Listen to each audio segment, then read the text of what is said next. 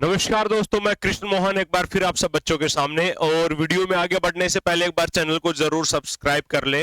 जैसा कि कल हमने डिस्कशन किया था कि जैसे ही हाई कोर्ट का फैसला आया तो भाई एचएसएससी में पूरा हाई लेवल मीटिंग्स चल रही हैं और कई बार ये मीटिंग हुई। और उन मीटिंग्स के बाद जो बीजेपी के जो लोग हैं उनको भी बताया गया कि भी आपको मीडिया में कैसे क्या जवाब देना है, बच्चों को कैसे इंटरव्यूज देने हैं।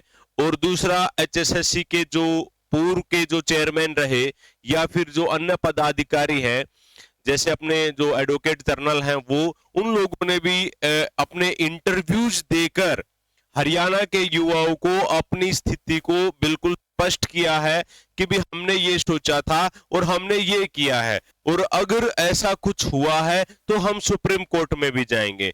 मींस उन्होंने आज भी अपनी कोई गलती नहीं मानी है। आज भी यही कह रहे हैं कि भी हम जो कर रहे हैं वो बिल्कुल सही कर रहे हैं और आगे हम ये करेंगे अगर ये प्रॉब्लम हो गया तो। आज पूरे अखबार में उनके इंटरव्यूज ही छपे हैं, तो मैं आपको 2 मिनट के अंदर अंदर सारा का सारा निष्कर्ष आपको बता देता हूं। सबसे पहली बात तो खुशखबरी ये है कि भी जो टीजीटी का जो रिजल्ट है वो बिल्कुल तैयार है। वो आज दोपहर को भी आ सकता है, कल दोपहर को भी आ सकता है, आज शाम को भी आ सकता है। मींस उसमें कोई देरी नहीं है, ना कोई उसमें कंफ्यूजन है। तो कभी भी वो रिजल्ट आपका जारी किया जा सकता है। उसके बाद इन्होंने बताया कि भी हमने अभी तक इतनी कैटेगरीज के लिए पेपर ले चुके हैं और अभी इतने पेंडिंग हैं, और इनका कहना है कि भी बाकी जो कैटेगरी बची हुई है उनका भी रिजल्ट जल्दी जारी किया जा सकता है। अब ये समझ नहीं आ रहा कि भी कैसे ये जारी करेंगे। दूसरा सबसे बड़ा जो कंफ्यूजन जो क्रिएट हुआ है वो ये हुआ है, इनका कहना है कि भाई जो हाई कोर्ट ने जो फैसला दिया है उस फैसले में रद्द करने की बात नहीं है रिजल्ट को, और बिना रद्द किए हुए अगर सोशो इकोनॉमिक्स के मार्क्स हमने नहीं जोड़े तो रिजल्ट जारी किया जा सकता है। तो अब ये सारी की सारी चीजें तो भाई जैसे ही जजमेंट आएगी तो ही पता लग पाएगा कि भी एक्चुअल में है क्या। या फिर हो सकता है कि जैसे पहले गुमराह किया जाता था उसी प्रकार से कि बच्चों को एक बार गुमराह कर दो, यथास्थिति बनी रहे, उसके बाद 2 4 5 दिन के बाद जैसा आप लोग चाहो वैसा आप लोग कर सके। फिर भी इंटरव्यूज में कुछ महत्वपूर्ण जो बिंदु है एक बार वो देख लीजिएगा। देखो, भोपाल सिंह खदरी जी, जो मतलब कि सारी करी धरी इन्हीं की है। इतने साल इन्होंने राज ही किया, मैं तो यही कहूंगा। ठीक है, और उसका रिजल्ट आज सबके सामने है कि भी हमने ग्रुप सी और डी के पदों पर बिना सामाजिक आर्थिक मानदंड के अंकों के रिजल्ट घोषित किया है। भोपाल सिंह खत्री, अगर ऐसा किया है तो फिर परेशानी काहे की भाई, फिर परेशानी काहे की। तो सबसे बड़ी बात तो यही पर हेडिंग में ही झूठ है कि भी क्या प्री के अंदर सोशो इकोनॉमिक्स के मार्क्स इन्होंने काउंट नहीं किए, कर रखे थे। जब पहली ही सीडी गलती कर दी तो उसके बाद से आप कुछ भी करे जाओ। समझ पा रहे हो इस बात को, इसे जो ये जो लाइन है। तो इसलिए बाद में आप बेशक से जारी करी जाओ, लेकिन प्री के अंदर इन्होंने सोशो इकोनॉमिक्स के मार्क्स को जोड़ा था, और सबसे बड़ा पॉइंट भी वही है। उसी के बेस पे जो बाकी जो पेपर है वो दोबारा हो सकते हैं या फिर देने की नौबत आ सकती है।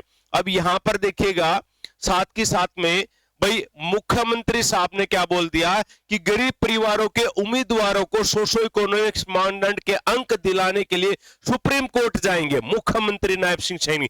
मतलब कि एक पास तो आप ये कह रहे हैं बड़ी हेडलाइन में आपका एक बड़ा अधिकारी कि भी हमने सोशो इकोनॉमिक्स यूज ही नहीं किया तो काहे का भर्ती के ऊपर इफेक्ट पड़ेगा। उसी इंटरव्यूज में एक हेडिंग ये भी छपा है कि भाई हम सोशो इकोनॉमिक्स मार्क्स दिलाएंगे। हाई कोर्ट ने मना कर दिया कि सोशो इकोनॉमिक्स मार्क्स नहीं मिलेंगे, तो इसका मतलब क्या रहेगा। अगर आपको पूरी बात समझ में आ रही होगी तो समझ भी गए होंगे कि भी ये आपको भ्रमित करना चाह रहे हैं या ये आपको क्या दिखाना चाह रहे हैं। एक साइड ये भी करेंगे, एक साइड वो भी करेंगे, मींस दोनों हाथों में लड्डू। क्या आप समझ सकते हैं कि ये सब चीजें चलेंगी। तो ये दो हेडिंग से ही पता लग गया कि भी एक्चुअल में चीजें क्या है। अब एक और तीसरे शख्स का आप इंटरव्यू देख लीजिएगा, जो अपने एडवोकेट जनरल साहब बलदेव राज महाजन, जो लगभग इस पूरी भर्ती प्रक्रिया में रहे हैं। इन्होंने क्या कह दिया, आयोग बचे पदों पर बिना सामाजिक आर्थिक मानदंड अंकों के रिजल्ट घोषित कर सकता है। मीन्स भाई पिछली जो भर्तियों का, जैसे बहुत सारी ऐसी भर्ती हैं जहां पे सोशो इकोनॉमिक्स के मार्क्स को ऐड ही नहीं किया गया, वो भर्ती की ज्वाइनिंग भी हो रखी है विदाउट सोशो इकोनॉमिक्स मार्क्स के। तो अब ये कह रहा कि भी हम और मतलब उन्हीं के ऊपर रिवर्स इफेक्ट है, उन्हीं का पेपर दोबारा लेना पड़ सकता है। ऊपर से ये कह रहे कि बाकी बचे पदों के लिए भी क्या जा सकता है। मतलब सीधा सीधा आपको दिखाई दे रहा है कि भी क्या बोलना चाह रहे हैं। तो अब ये सारा का सारा इन्होंने ये भी बता दिया कि 20 ग्रुप के लिए इतने पद है, इतने शॉर्ट लिस्टेड किए गए। और ये मतलब कि आप यहां से एक बार ये पढ़ सकते हैं टेलीग्राम चैनल में, ये पूरा का पूरा मैं आपको पीडीएफ दे दूंगा। टेलीग्राम चैनल का लिंक आपके इसी वीडियो में नीचे दे रखा है। फिर यहाँ पे देखिएगा ग्रुप सी के 35 पदों का नॉलेज टेस्ट बकाया है। मीन्स आपके बाकी पदों का तो टेस्ट हो चुका है, जिसमें 401 कैटेगरी थी और टोटल 63 ग्रुप बनाए गए थे। तो 35 ग्रुपों में अभी टेस्ट होना बाकी है, तो इनके अकॉर्डिंग कभी भी टेस्ट लिया जा सकता है। क्योंकि इंटरव्यू का मायना देखे तो यही लग रहा है कि हम जो कर रहे थे वो सही था और आज भी वही करेंगे। अगर दिक्कत आएगी तो सुप्रीम कोर्ट में जाएंगे। पूरा इंटरव्यू पढ़ने के बाद आपको यही रिजल्ट समझ में आएगा। नायब सिंह सैनी कह रहे जो हमने किया वो बिल्कुल सही किया, अगर कुछ दिक्कत आएगी तो हम सुप्रीम कोर्ट जाएंगे। मींस सरकार 5 नंबर बिल्कुल दिलवाना चाहती है, चाहे उनके मन में ये हो कि ये नहीं मिलेंगे, लेकिन उनको बोलना है, उनको इंटरव्यूज देने ताकि आपको भ्रमित किया जा सके। उसके बाद यहां पर आप देखिएगा आयोग बचे पदों पर रिजल्ट जारी कर सकता है, सुप्रीम कोर्ट में अपील भी दायर हो जाएगी। मींस समझ पा रहे हैं, हाई कोर्ट के मतलब इनके सामने कोई वैल्यू नहीं है। हाई कोर्ट को तो कुछ समझते ही नहीं कि जो हम चाहेंगे वो हम कर देंगे और उधर भी अपील दायर कर देंगे। जैसे कि जो हरियाणा के जो युवा हैं उनको कुछ ज्ञान ही नहीं है, और अगर ऐसा समझते थे तभी आज इनकी ये हालात है। नहीं तो हर भर्ती के ऊपर केस आपका अटका हुआ है, फिर भी इनको ऐसा लगता है कि भी हम ये भी कर देंगे, हम वो भी कर देंगे, रिजल्ट भी जारी हो जाएगा और साथ में सुप्रीम कोर्ट में भी चले जाएंगे। समझ पा रहे हो, मतलब कि हाई कोर्ट मना कर रहा है और ये रिजल्ट जारी करके फिर सुप्रीम कोर्ट में भी चले जाएंगे।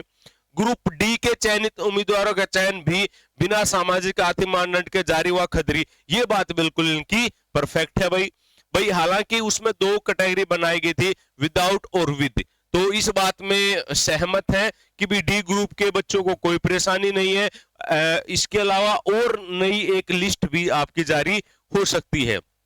अब ये देखिएगा एडवोकेट साहब जी रविंदर सिंह ढोल लगे, उम्मीदवारों को पैनिक होने की आवश्यकता नहीं है, रिव्यू दायर कर स्पष्ट करा जा सकता है मामला। ये बात इनके बिल्कुल सही है। कल के वीडियो में भी मैंने डिस्कस किया था कि भी रिव्यू पिटीशन डालना चाहिए। रिव्यू पिटीशन का मतलब क्या है कि वहां पे आपको, अगर आपने कोई अपना पॉइंट रखना है, सरकार कोर्ट ने तो डिसीजन दे दिया, आपने अपना पॉइंट रखना है, देखो जी ये 4 पद है इसके लिए और हमने इसके लिए 10 ही बच्चों को सिलेक्ट कर रखा है, पूरे 10 बच्चे भी नहीं हुए, तो इनका दोबारा से टेस्ट क्या ले जब बाकी एलिजिबल ही नहीं है। तो इस टाइप से कोर्ट को समझा जा सकता है और रिव्यू पिटीशन में आपका समाधान निकल सकता है, प्रोटेस्ट देने की जरूरत नहीं पड़ेगी। तो ये भाई कानून का नॉलेज है तो कानून वाली बात ही करेंगे। टीजीटी के 7575 पदों का रिजल्ट तैयार है, नए अध्यक्ष ने सिर्फ बटन दबाना है, खत्री साहब। वैसे तो अभी तक का जो कार्यकाल रहा है तो खत्री साहब के ऊपर विश्वास करना मतलब कि भाई बहुत मुश्किल है, और कोई भी शायद ही हरियाणा का जो प्रताड़ित युवा है बहुत कम ऐसा होगा जो इनके इंटरव्यूज के ऊपर विश्वास करता होगा, क्योंकि इनके ऊपर विश्वास कर करके हरियाणा के युवाओं का ये हाल हुआ है। लेकिन फिर भी हम मान लेते हैं कि भाई ये बात ठीक है कि अभी तक कोई किसी प्रकार की टीजीटी भर्ती के ऊपर कोई परेशानी नहीं है और इतने दिनों से पेंडिंग में है, तो इन्होंने रिजल्ट तैयार कर लिया होगा। अगर रिजल्ट तैयार है तो जल्दी से मेरे हिसाब से 4 तारीख के बाद आपका रिजल्ट भी आ जाएगा लोकसभा का, तो 4 तारीख को शाम को या 5 तारीख को ये रिजल्ट जारी किया जा सकता है। बाकी इनके ऊपर है कि कब ये रिजल्ट को जारी करे। तो अब आप ही बताइएगा कि क्या ये जो इंटरव्यू दिया है ये आप लोगों को भ्रमित करने के लिए दिया है, या फिर आप लोगों के सामने कोई विजन क्लियर करने के लिए, या फिर आपको सिर्फ एक ये कहने के लिए कि रुको रुको हम आपके लिए बैठे हैं। या फिर अपना स्टैंड क्लियर करने के लिए? मतलब चाहे इंसान गलत है या सही है, क्या ये इंटरव्यू ऐसे नहीं हो सकता था कि भी यहाँ पे आए कि भी सीईटी पॉलिसी को लागू करना हमारी एक बहुत बड़ी गलती थी, सीईटी पॉलिसी के अंदर ये हमारे लूपहोल्स रहे और हम इन बातों का ध्यान रखेंगे, हम कोशिश करेंगे कि भी आगे से कोई भी भर्ती कोर्ट में ना अटके। और अब जो नेक्स्ट प्रोसेस है, हम रिव्यू पिटीशन के माध्यम से जो भी एएलएम है, बाकी लोग हैं, इनकी ज्वाइनिंग को ऐसे का ज्यों का तो बनाए रखने की कोशिश करेंगे। और बाकी ग्रुप्स के लिए भी या सीटी 2024 के लिए भी या फिर जो नई वैकेंसीज है उनका शेड्यूल उस डेट को जारी हो जाएगा। अगर इस प्रकार से इंटरव्यू आता या इस प्रकार से देते तो वो एक ज्यादा बेहतर होता और हरियाणा के युवाओं को लगता कि भी हाँ, इन्होंने अपनी गलती मान ली है और शायद आगे कुछ बेहतर हो जाए। लेकिन अब ये भ्रमित इंटरव्यू हेडलाइन में ही भ्रमित है। एक साइड नायब सिंह सैनी कह रहे हैं कि हम सुप्रीम कोर्ट में जाएंगे, एक साइड कह रहे हैं कि भाई हम बिना उसके हमने जारी कर दिया है। भाई मेंस का किया है, प्री का तो नहीं किया ना, प्री के बाद ही तो मेंस आता ना, तो ये बात हर कोई समझ सकता है, इसी के कारण प्रॉब्लम हुए। तो आप इंटरव्यू कमेंट करके जरूर बताइएगा कि भी आप लोग कैसा फील कर रहे हैं ये इंटरव्यू देखने के बाद। Thank you, bye bye.